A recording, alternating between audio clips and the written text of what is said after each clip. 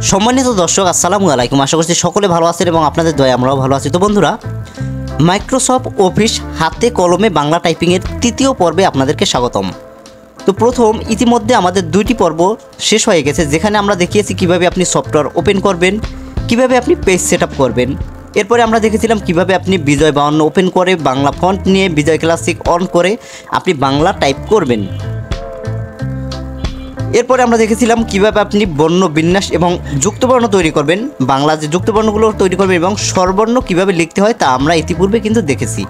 এছাড়া আমরা দেখেছি কিভাবে আপনি ফন্ট ডিজাইন করবেন। তো আজকের পর্বে আমরা দেখব কিভাবে একটি কালারিং পেজ নিয়ে আপনি সেই কালারিং পেজের ভিতরে বাংলা লেখাগুলো লিখবেন এবং পরবর্তীতে আজকে দেখব আমরা কিভাবে টেবিল তৈরি করা হয়, কিভাবে টেবিল তৈরি করতে হয়। তো বন্ধুরা, যারা ইতিপূর্বে আমাদের দুইটি পর্ব মিস করেছেন তারা অবশ্যই ডিসক্রিপশন বক্স থেকে প্রথম পর্ব এবং দ্বিতীয় পর্ব দেখে নেবেন, কারণ বাংলাদেশের মধ্যে আমরা এই প্রথমে একদম হাতে কলমে বাংলা টাইপিং নিয়ে আসলাম। তো আমাদের ভিডিওগুলো দেখলে আপনি অবশ্যই বাংলা টাইপ করতে পারবেন এবং পরবর্তী পর্বে আমরা আগামী পর্বে দেখব কিভাবে আপনি একটি সিভি তৈরি করার জন্য ছবি বসাবেন বা যে কোনো একটি ডকুমেন্টের নিচে আপনি কিভাবে ছবি বসাবেন। এরপরে আমরা দেখতে পারবো কীভাবে আপনি পোস্টার ডিজাইন করবেন, একটি দোকানের প্যাড, একটি প্রতিষ্ঠানের প্যাড তৈরি করতে পারেন, অথবা আপনারা দেখব যে শর্টকাট কি এ থেকে জেড পর্যন্ত প্রত্যেকটা কিবোর্ডে কী রয়েছে, যা শর্টকাট কি এর মাধ্যমে আমরা কী কাজ করতে পারো তা আমরা দেখব। তো আজকের পর্বে আমরা নতুন একটি পেজ নিয়ে নেব। কালারিং পেজ তৈরি করার জন্য আমরা প্রথমে একটি মাইক্রোসফট অফিসের পেজ নিয়ে নেব। কন্ট্রোল এন বাটন প্রেস করে মাইক্রোসফট অফিসের নতুন একটি পেজ নিয়ে নিলাম। তো আমরা প্রথমে এই পেজটাকে সেট আপ করে নিচ্ছি। পেজ লেআউট থেকে আমি পেজটাকে প্রত্যেকটা সাইড থেকে A4 দিয়ে দিলাম। লেআউট থেকে আমি সাইজে A4 দিয়ে দিলাম এবং মার্জিন থেকে আমি টপ লেফট বাটন রাইট প্রত্যেক দিকে 1 ইঞ্চি করে রাখলাম। ঠিক আছে, এখন আমার এই পেজটাকে প্রথমে করতে হবে কি কালারিং পেজে রূপান্তর করতে হবে। এর জন্য আমি প্রথমে এখান থেকে রয়েছে পেজ কালার থেকে আমি যে কোনো একটি কালার সিলেক্ট করব আমাদের ইচ্ছে মতন। দেখেন, আমি রেড করতে পারি অথবা গ্রিন করতে পারি। এখান থেকে আপনি যে কোনো একটি কালার আপনার ইচ্ছে মতো নিতে পারবেন। এরপরে আমরা যদি চাই এই পেজ কালারিং পেজটাকে আমি যদি একটা ওয়াটারমার্ক, মনে করেন আপনার প্রতিষ্ঠানে একটি ওয়াটারমার্ক দিতে চান, সেক্ষেত্রে আপনি কিন্তু এখান থেকে ওয়াটারমার্কে যাওয়ার পরে আপনি এখান থেকে একটি ওয়াটারমার্ক নিতে পারেন। দেখেন, এখানে কিছু স্যাম্পল রয়েছে, আপনি কোন স্টাইলে নিতে চাচ্ছেন। মনে করেন আমি এখান থেকে এই ওয়াটারমার্কটা নিলাম। এরপরে যদি আপনি আপনার নাম লিখে দেন, আপনার নামে কিন্তু ওয়াটারমার্কটি চলে আসবে। কাস্টম ওয়াটারমার্কে যাব আমরা, ওয়াটারমার্ক, এরপর কাস্টম ওয়াটারমার্ক। এরপরে এখান থেকে আপনি আপনার নাম দিতে পারেন।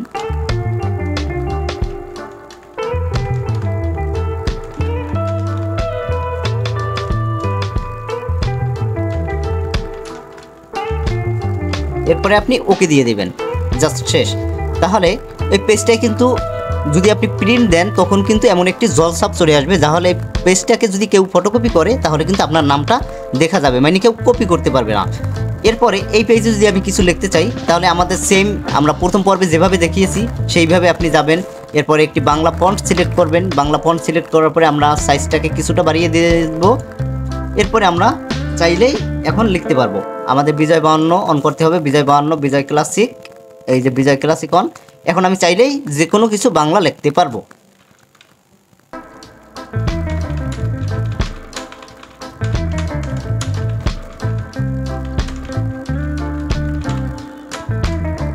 আপনারাও চাইলে যেমন খুশি তেমনভাবে লিখতে পারবেন। এরপরে যদি আবার ফন্টটাকে কালার করতে চান সেক্ষেত্রে ফন্ট কালার করে দিবেন।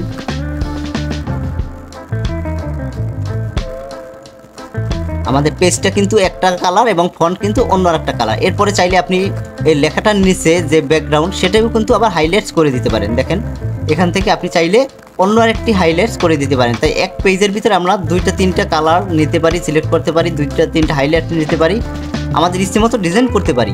তো এখানে থেকে আপনিও সেমভাবে কাজ করতে পারবেন। এরপরে আমরা আরেকটি কাজ দেখব আজকে। পেজ লেআউট থেকে আমরা যাব পেজ বর্ডার থেকে এখানে আপনি চাইলে এখানে কিছু বর্ডার রয়েছে, দেখেন প্রত্যেকটা বর্ডার কিন্তু আপনি চাইলে এখান থেকে নিতে পারবেন। তবে নিচে রয়েছে আর্ট অপশনে গিয়ে আপনি এখান থেকে যে কোনো একটি কাস্টম বর্ডার সিলেক্ট করতে পারবেন। মনে করেন আমি এখান থেকে এই ফুলের যে বর্ডারটি রয়েছে, বর্ডারটি পছন্দ হয়েছে, এই বর্ডারটিকে আমি সিলেক্ট করব। এখন বর্ডারটি আমার বড় প্রয়োজন না, মনে করেন আমি এখানে 20 রেখে এই যে চারদিকে আমার কিন্তু বর্ডার চলে আসছে। এখন এই বর্ডারটা আমার অনেক মোটা চলে আসছে, আমি বর্ডারটাকে আরও একটু চিকুন করতে চাচ্ছি অথবা আরও মোটা করতে চাচ্ছি। সেক্ষেত্রে আমাকে যেতে হবে আবার বর্ডার থেকে এখানে দেখেন 20 পিটিএ রয়েছে, এখান থেকে আপনি ছোট করে দিবেন অথবা বড় করে দিবেন। আমি আরও বড় করে দিচ্ছি, দেখেন এখন কিন্তু বর্ডারটা আরও মোটা হবে। আবার আপনি যদি বর্ডারটাকে আরও চিকুন করতে চান সেক্ষেত্রে বর্ডারে যাবেন, বর্ডারটাকে চিকুন করে দিবেন। সেমভাবে আপনি চাইলেই যে কোনো একটি বর্ডার নিতে পারবেন। এই বর্ডারটা যদি এখন আমরা যদি একটা ডিজাইন করি এই পেজের মধ্যে, তারপরে যদি প্রিন্ট দেই, অনেক সুন্দর একটা ডিজাইন চলে আসবে। ওয়াটারমার্ক শিখলাম আমরা, পেজ বর্ডার শিখলাম আমরা, এবং আমরা কিভাবে পেজ বর্ডারটাকে চিকন করব, মোটা করব তা আমরা দেখলাম। এরপরে এখান থেকে আরও কী করতে পারি আমরা, এখান থেকে আমরা কাস্টম বর্ডার রয়েছে, এখান থেকে আমরা চাইলে কিন্তু কাস্টম বর্ডার নিতে পারি, কালার নিতে পারি, ঠিক আছে। সেক্ষেত্রে আমরা এই যে এখান থেকে কিন্তু কাস্টম কালার নিতে পারি, যে কোনো একটি কাস্টম কালার নিয়েও কিন্তু বর্ডারগুলো তৈরি করতে পারি। তো এখানে বর্ডারের ভিতরে কিন্তু বেশ কয়েকটি অপশন রয়েছে, আপনারা প্রত্যেকটা অপশন দেখে নেবেন, ঠিক আছে। এরপরে বর্ডারে রয়েছে কি শ্যাডো রয়েছে, 3D, আপনি চাইলে 3D করতে পারেন, শ্যাডো করতে পারেন, যে কোনো কিছু চাইলে করতে পারবেন। এরপরে রয়েছে পেজ কালার, এরপরে রয়েছে পেজ ইফেক্ট, এখান থেকে আপনি পেজ ইফেক্ট দিতে পারবেন। দেখেন পেজ ইফেক্ট, তো এখানে একটা পেজের উপরে গাঢ়, এরপরে হালকা, এরপরে গাঢ়, এবং যদি করতে চান তাহলে আপনি পেজ কালারে যাবেন, পেজ কালার থেকে আপনি যাবেন ফাইল ইফেক্টস থেকে এখানে বেশ কয়েকটি ইফেক্টস রয়েছে, আপনি চাইলে ইফেক্টসগুলো ব্যবহার করতে পারবেন। এরপরে দেখেন প্রত্যেকটা অপশনে থেকে বেশ কিছু ইফেক্ট রয়েছে, আপনারা চাইলে যে কোনো একটি ইফেক্ট কিন্তু ব্যবহার করতে পারি। এই যে একটি ইফেক্ট রয়েছে, দেখেন আমরা চাইলেই কিন্তু এমন ইফেক্ট ব্যবহার করতে পারি। তো এই ইফেক্টগুলো মূলত আমাদের ডিজাইনের ক্ষেত্রে প্রয়োজন হয়, সেক্ষেত্রে আমরা ডিজাইনের ক্ষেত্রে এই ইফেক্টগুলো ব্যবহার করতে পারি। এখন আমাদের আজকের পর্বে আরেকটি কাজ হচ্ছে, আমরা টেবিল তৈরি করব। কিভাবে টেবিল তৈরি করব আমরা তা দেখব। তো টেবিল তৈরি করার জন্য আমি এখানে পেজের যে কালারটি রয়েছে একটি সাধারণ কালারে নিয়ে যাচ্ছি, এই যে একটি সাধারণ কালার। এখন এই পেজের মধ্যে আমি একটি টেবিল তৈরি করতে যাচ্ছি। এখন টেবিল তৈরি করার জন্য আমাদের কি করতে হবে, তো প্রথমে আমি যাব ইনসার্ট থেকে আমি টেবিলে চলে যাব। টেবিলে যাওয়ার পরে দেখেন এখানে রয়েছে ইনসার্ট এ টেবিল, এখান থেকে যদি আমি ক্লিক করি তাহলে আমার দেখা যাবে কয়টি নাম্বার কলাম লাগবে, কয়টি আমাদের 5টি কলাম এবং রো কয়টি লাগবে। আমি এখান থেকে কাস্টমভাবেও সিলেক্ট করতে পারি যে আমাদের কলাম আরও বেশি লাগবে, কলাম লাগবে 10টি এবং নাম্বার অফ রো লাগবে আমাদের 5টি, ঠিক আছে 5টি। আমাদের এই যে 5টি এবং 10টির যে কলাম রয়েছে সেটি চলে আসছে। কিন্তু আমরা সবসময়ের জন্য কাস্টম না নিয়ে আমরা যদি ইনসার্টে না গিয়ে আমরা যদি কাস্টমভাবে নেই সেটা কিন্তু আরও সহজ হয়। যেমন আমরা যাব ইনসার্টে, যাওয়ার পরে যাব আমরা টেবিলে যাওয়ার পরে এমন একটি বক্স চলে আসবে, এখান থেকে আমরা জাস্ট এখান থেকে টান দিব, উপরে কিন্তু নাম্বার শো করবে। দেখেন উপরে নাম্বার শো করতেছে 8 6 5 4, ওই যে নাম্বার শো করতে আছে এই যে উপরে এখানে শো করে। তো আমি এ পাশে নিলাম 10টা, এ পাশে নিলাম 5টা, দেখেন এই যে সেম। এখন টেবিলটাকে আমি একটু কাস্টম করি, দেখেন টেবিলের ফাঁকাগুলো অনেক বড় বড় চলে আসছে। সেক্ষেত্রে আমাদের কি এই এত বড় ফাঁকা আসছে কেন, এর জন্য কি করতে পারি, প্রথমে তো আমরা দেখি এখানে সাইজ অনেক বড় আসছে।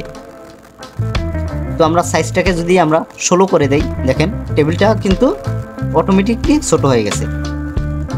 এখন আমরা এখান থেকে কাস্টমভাবে নিব, এই যে নিচে থেকে আমরা চাইলে নিচে বড় করতে পারবো, নিচে থেকে চাইলে ছোট করতে পারবো, ঠিক আছে। এরপরে টেবিলটা যদি আমাদের 3টা, এখান থেকে 2টা টেবিল ডিলিট দিতে হবে। কি করব, আমরা 2টা ঘরকে আমরা ধরার পরে ডিলিটে প্রেস করলে, কন্ট্রোল ব্যাক স্পেস প্রেস করলে তারপরে আমাদের কিন্তু ডিলিট হয়। কন্ট্রোল ব্যাক স্পেস, শুধুমাত্র ব্যাক স্পেস দিলেও ডিলিট হবে, শুধুমাত্র ব্যাক স্পেস, ঠিক আছে। আমাদের এখান থেকে আরও 2টা ঘর বাদ দিতে হবে, মাঝের 2টা ঘর আমরা শুধু ব্যাক স্পেস দিব, 2টা ঘর বাদ হয়ে যাবে। এখন এখান থেকে আমাদের কিন্তু যে কিছুটা অংশ খালি রয়েছে, সেক্ষেত্রে আমরা নিচের কোণারে একটা সাদা স্পট রয়েছে, দেখছেন, দেখা যাচ্ছে হয়তোবা।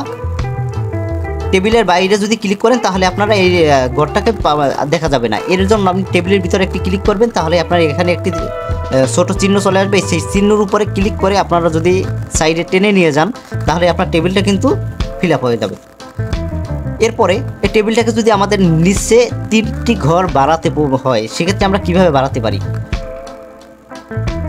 তো আমরা নিচের যে কোনো একটি ঘরে, একদম নিচের ঘরের থেকে একটা ক্লিক দেব, অথবা যদি মিডল থেকে আমার মনে করেন আমি এখানে লিখলাম, লেখার পরে এখানেও লিখলাম, এখানেও লিখলাম। এখন এখানে আমার একটি লেখা মিস্টেক হয়ে গেছে 4 নম্বর কলামে, সেক্ষেত্রে আমরা কি করব, 4 নম্বর কলামে গিয়ে যদি আমরা 4 নম্বর কলামের বাইরে যাব, বাহির থেকে মাউসের একটি ক্লিক করব, ক্লিক করার পরে দেখেন আমার কিন্তু মাউসের যে মাউস ক্লিকটার কিন্তু বাহিরে। এখন আমরা যদি একটা এন্টার দেই তাহলে এখান থেকে নতুন একটি কলাম তৈরি হবে। আবার দেখেন আমার নিচে ক্লিক করলাম, এরপরে যদি আমি এন্টার দেই, যতবার এন্টার দিব ততবার কিন্তু নতুন একটি কলাম তৈরি হবে। এর জন্য আমাকে ঠিক টেবিলের বাইরে ক্লিক করে সাইডে তারপরে আমার এন্টার দিতে হবে, প্রত্যেকবার ক্লিক করে তারপরে একটা এন্টার দিতে হবে, তাহলে আমাদের নিচে টেবিলগুলো বড় হবে। আর যদি আমরা ডান পাশে টেবিলগুলো বাড়াতে চাই বা নিচে বাড়াতে চাই, সেক্ষেত্রে আমরা আরও একটি কাজ করতে পারি। আমরা কয়টি কলাম বাড়াবো বা কয়টি ঘর বাড়াবো, মনে করেন নিচে আমার 3টি ঘর একসাথে প্রয়োজন, সেক্ষেত্রে আমরা 3টি ঘর সিলেক্ট করলাম, এরপরে মাউসের রাইট বাটন ক্লিক করব, এরপরে রয়েছে ইনসাল্টের পরে আমি কি সাইডে নিব না নিচে নিব, আমার মনে করেন নিচে প্রয়োজন। এই যে নিচে দেখেন এখানে শো করছে নিচে ইনসাল্ট রো বিলো, ক্লিক করব, দেখেন নিচে আমার আরও 3টি ঘর চলে আসছে। এরপরে মনে করেন আমার সাইডে আরেকটি ঘর প্রয়োজন, কিন্তু আমার সাইডে কোনো জায়গা নাই, সেক্ষেত্রে আমরা সাইডের এই যে টেবিলটাকে ধরে ছোট করে দিব, এরপরে আমরা সাইডে আরও 2টি ঘর বাড়িয়ে নেব, এখানে একটি এখানে আরেকটি ঘর প্রয়োজন হবে। সেক্ষেত্রে আমরা আবারও মাউসের রাইট বাটন ক্লিক করব, এরপরে ইনসাল্টে যাব, এরপরে দেখেন এখানে insult column to the right click করব, তাহলে আমাদের ডান পাশে আরও 2টা কলাম তৈরি হবে। তো সেমভাবে আপনারা চাইলে যে কোনো কলামগুলো তৈরি করতে পারবেন। এখান থেকে আমরা চাইলে এখানে নাম, তারপরে ঠিকানা, মোবাইল নং, পিতার নং,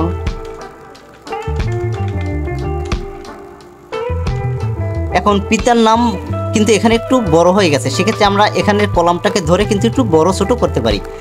আমাদের নামের জায়গাটা হয়তো বা অনেক ছোট লাগবে, আমরা ছোট করে দিলাম। ঠিকানাটা বড় লাগবে, আমরা ঠিকানাটা দিয়ে দিলাম। পিতার নামটা বড় লাগবে, বড় দিয়ে দিলাম।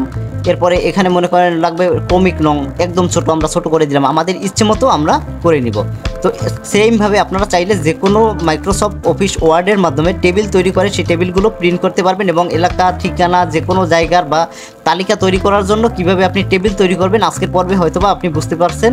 তো বন্ধুরা, এই ছিল আজকের পর্ব। তো পরবর্তী পর্বে আমরা শিখব, মূলত আমরা এ পর্বে শিখেছি কালারিং পেজ এবং টেবিল তৈরিকরণ। পরবর্তী পর্বে আমরা দেখব কিভাবে আপনি একটি পিকচার, যেমন আমাদের অনেক সময় সিভি তৈরি করার ক্ষেত্রে একটি পিকচার বসানো প্রয়োজন হয়, সেক্ষেত্রে আমরা একটি পিকচার কিভাবে বসাবো, অথবা একটি ডকুমেন্টের উপরে কিভাবে একটি পিকচার বসাবো তা আমরা দেখব, এবং দেখব আমরা কিভাবে একটি পোস্টার ডিজাইন বা মেমো ডিজাইন আপনার করতে হয়।